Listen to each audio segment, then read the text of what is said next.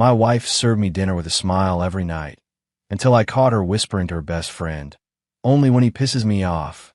I thought it was a joke, but the ER proved otherwise. I wasn't just sick, I was being poisoned. Let's begin. My name is Ethan Cole. I'm 30 years old, live in Denver, Colorado, and I used to think I was the luckiest man alive. I had a good job in a logistics firm, a condo downtown, and a stunning girlfriend named Vanessa Blake. She was magnetic, soft-spoken, but confident, with that kind of effortless charisma that made people hang on her every word. She was sharp, worked in pharmaceutical sales, and was always the one to bring up dinner plans, wine choices, and the latest wellness trends. We'd been together for 4 years, lived together for 2. Everyone said we were perfect for each other. I believed them, until the night I overheard her laughing in the dining room. It was a Thursday. Vanessa had invited her best friend, Naomi, over for dinner. A simple pasta night with wine and laughter. I stepped away to the bathroom. Our apartment had thin walls. I could hear the wine glasses clinking. Then Naomi's voice. "You're still doing it." Vanessa chuckled, low and satisfied. "Only when he annoys me." I paused, hand frozen on the bathroom door. "What are you even putting in it?" Naomi asked. "Depends on the day," Vanessa said casually. "Sometimes it's just a crushed Ambien. If he forgets something important, maybe a beta blocker or 2. Helps keep him home. Helps keep him obedient." Naomi gasped. Vanessa giggled. "Negative reinforcement," she said. "He doesn't even suspect. I swear, I've trained him better than any boyfriend I've ever had." My mouth dried up.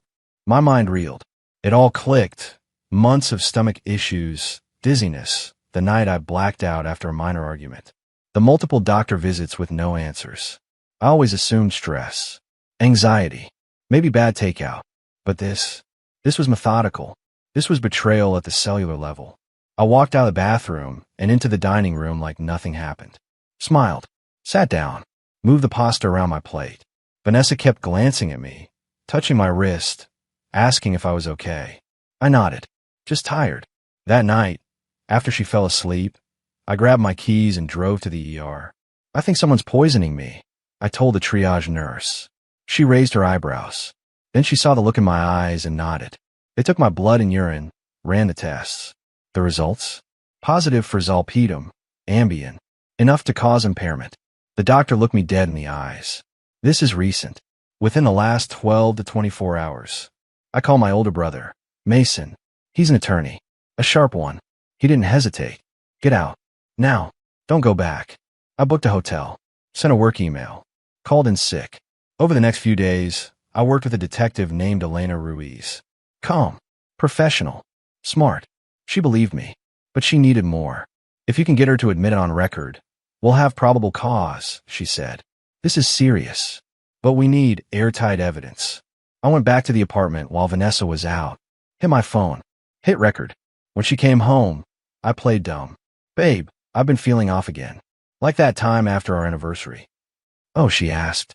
You didn't put anything in the food, right?" I said, pretending to laugh it off. A pause. Then that same laugh again. "Nervous. You're being paranoid." Later, I found her stash. Behind the medicine cabinet, behind the tampons, I found empty gel caps. White powder. Prescription bottles. Some under her name, some under her mother's. I photographed everything. Then I left. Ruiz moved fast. Lab tested the residue. Zolpidem. Propranolol. A custom cocktail of mild poison. They got the warrant. 3 days later, Vanessa was arrested at her office. Vanessa's arrest was public. Her coworkers watched as 2 officers cuffed her in the middle of a sales floor presentation. Her face, pale and stunned, was burned into the memories of a dozen bystanders and captured on more than one smartphone. The media didn't pick it up yet, but I knew that would change. That night, I received a call from jail. "Ethan, this is crazy. I didn't poison you. Maybe you're allergic to something. Maybe it's all in your head." I hung up, but Vanessa wasn't finished. Her parents bailed her out. $50,000. I came home to find bleach poured over every piece of my clothing. My monitor smashed. My console wrecked. And on the table, my favorite meal, steak with rosemary butter, garlic mashed potatoes, a sticky note on the plate, made with love, like always. The detective shook her head. "This is a violation of the protective order. We're filing more charges. I felt numb. But beneath the numbness, something darker started to rise. Not fear, not pain. A need, a fire, revenge. The medical bills started piling up. My cardiologist confirmed irregular heart rhythms consistent with long-term beta blocker exposure. The gastroenterologist said I had IBS-like symptoms from repeated laxative abuse. My body was the wreckage of someone else's game. My brother, Mason, documented everything. He called it long-term calculated domestic assault. We were going after her civilly too. But it wasn't about money. It was about truth, justice, closure. Then Naomi called. She was crying. This isn't the first time, she confessed. There was another guy. Her ex, Drew. He got really sick too. Vanessa said he had Crohn's. But he got better right after they broke up. I asked the obvious. Why didn't you say anything earlier? I thought she was joking, you know? Dark humor. She used to laugh about keying her high school boyfriend's car. She gave me Drew's number. He picked up on the third ring. Dude, if this is about Vanessa, Ron. He was blunt. She almost killed me, man. I lost 20 pounds. Thought I was dying. She played the perfect girlfriend. Herbal teas, chicken soup. But I was always too dizzy to drive. Too nauseous to think. Doctors thought it was anxiety. The conversation shook me. It was like hearing my own story in another man's voice. The same patterns. The same slow poisoning. Mason added it to our evidence file. Vanessa's lawyer was a slick-talking man named Carl Maddox. He twisted reality with a smirk. She was a victim, he argued in a public statement, manipulated by a controlling partner. This was a cry for help, not an act of violence. I was controlling, apparently, because I traveled for work and didn't answer texts during flights. Her poisoning, they said, was self-defense.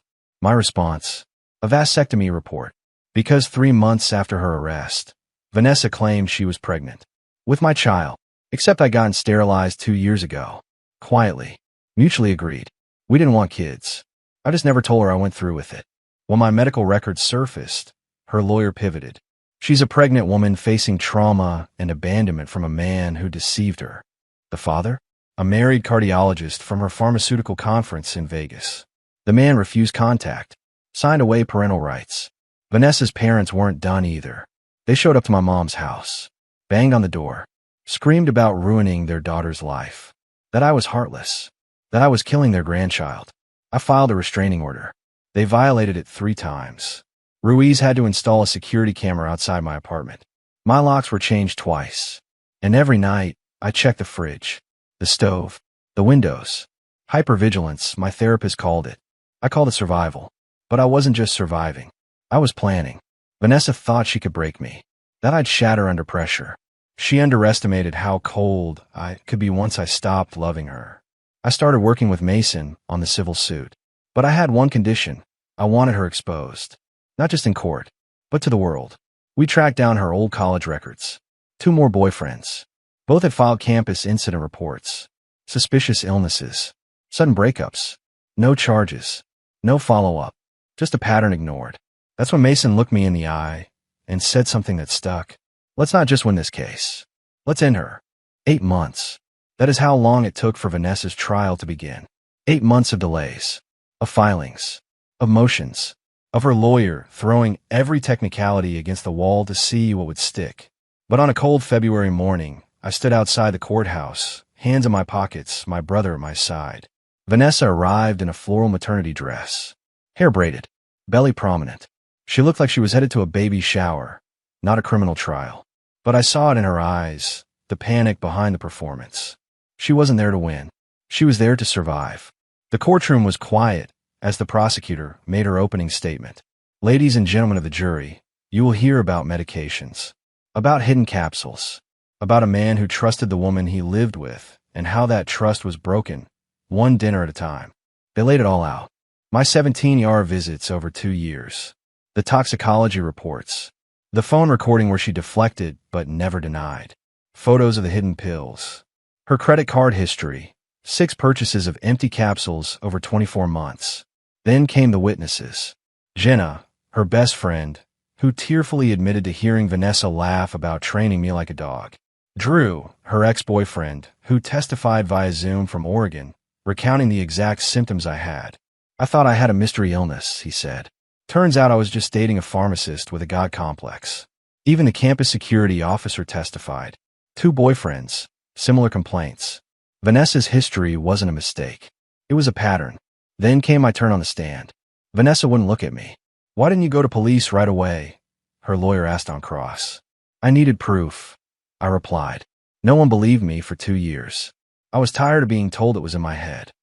Isn't it true that you recorded her without consent? In my own apartment, which I paid for, in a one-party consent state. Yes. The lawyer tried to rattle me, suggesting the pills were planted, that I was framing her because of the pregnancy. That's when Mason leaned forward and passed the prosecutor a file. My vasectomy. End of story. Then something unexpected happened. Vanessa insisted on testifying. Her lawyer looked like he'd swallowed a nail. She took the stand, swore in, then looked around the courtroom like a trembling, fragile lamb. Ethan suffers from extreme anxiety, she said softly.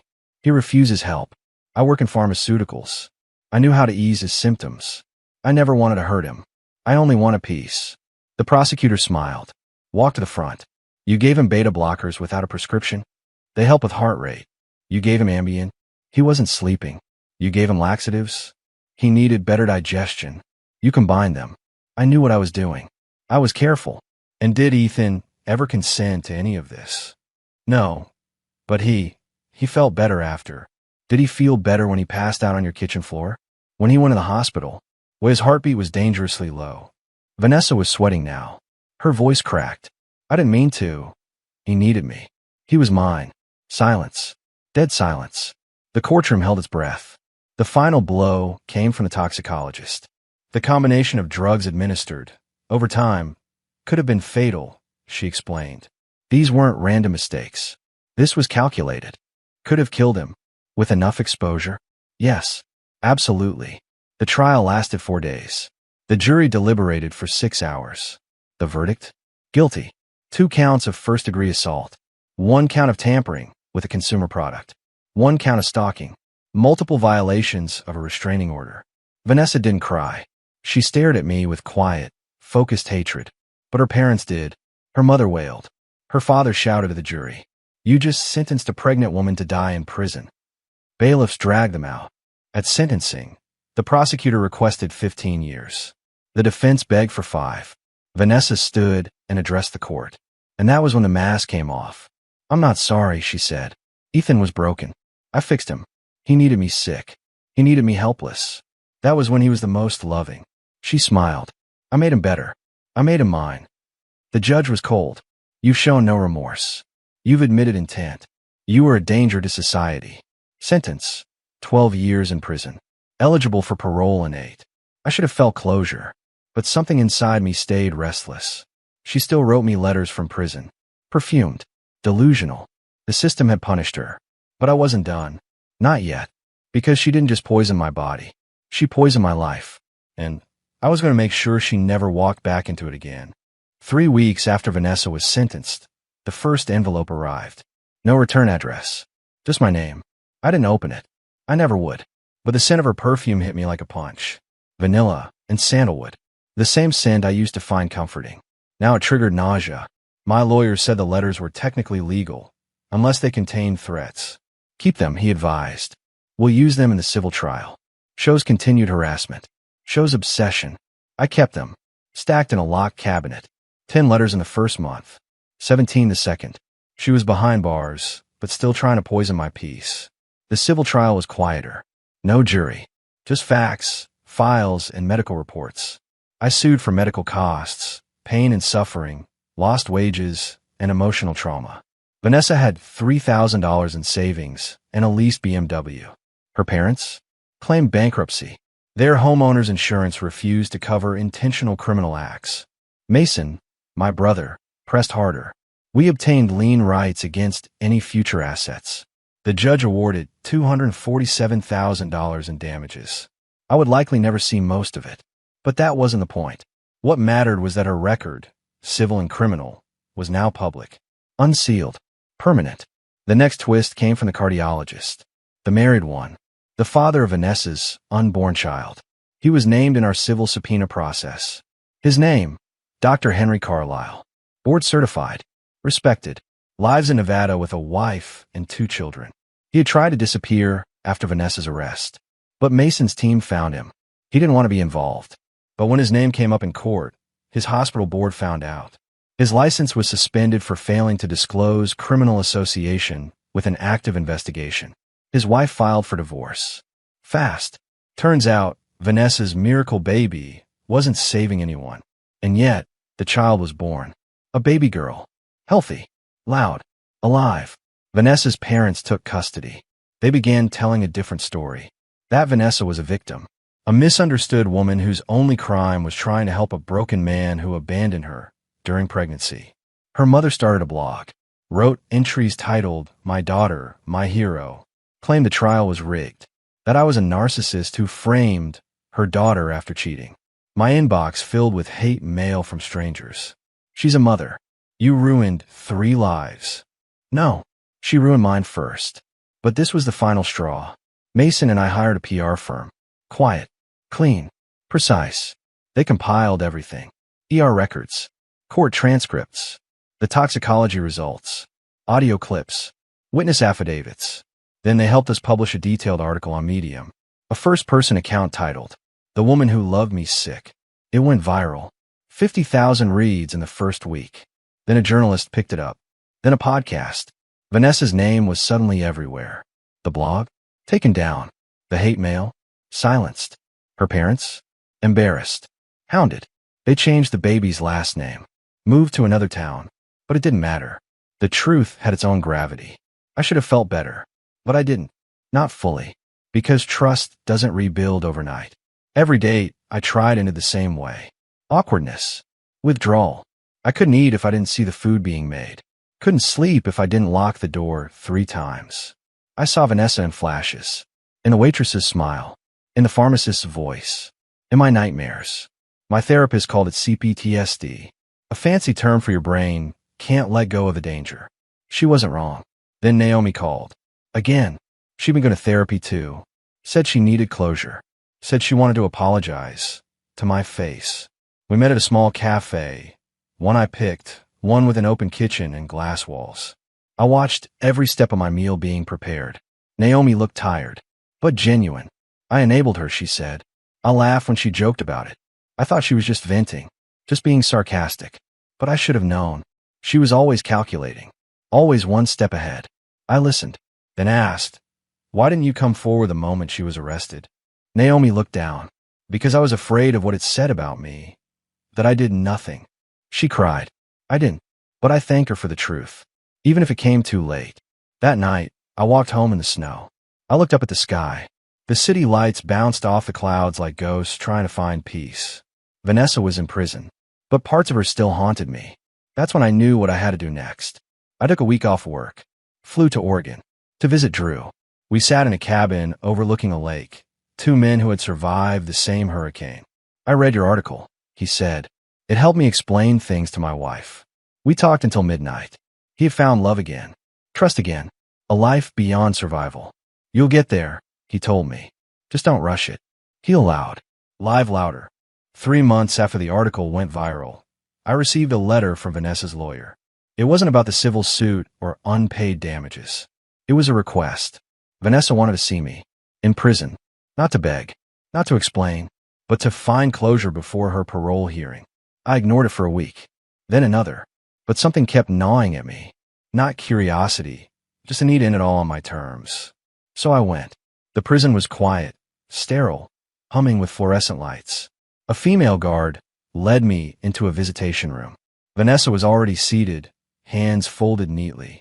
Her prison uniform was crisp, her hair tied back. She looked thinner, still tried to look polished. "Ethan," she whispered, almost smiling. "You look well." I didn't answer. I sat down. Let the silence grow. I thought maybe, now that time has passed, we could talk like adults, she offered. I was sick then, lost. But motherhood has changed me. I almost laughed. "You poisoned me for 2 years, Vanessa. That's not sickness. That's evil wearing a pretty dress." Her expression flickered. "I didn't mean to hurt you. You drugged me when I annoyed you. You smiled while doing it. You cooked meals with pills and called it love." She leaned forward. "You needed me." I stood up, calm, certain. No, I needed to heal. And I did. And your story? The one you try to control? It belongs to the world now. Her eyes narrowed. You ruined me. No, you ruined yourself. I just held up the mirror. I walked out and never looked back. That night, I deleted her number, blocked the prison mail sender, rented a storage unit, and locked up everything that still reminded me of her. Old photos, court documents, even the unopened letters. A full purge. 1 year later, I met someone. Her name was Claire. She was a teacher. Quiet, kind, always asked if I was okay before hugging me. On our third date, I told her everything. Not all the details, but the truth. She didn't flinch, just reached across the table and held my hand. I don't know what that kind of betrayal feels like, she said, but I do know this. You're still standing. My therapist called it resilience. I call it finally breathing again. The last time I saw Vanessa's name, it was on a parole board docket. Denied. She wasn't ready. She might never be. And that's fine, because I am.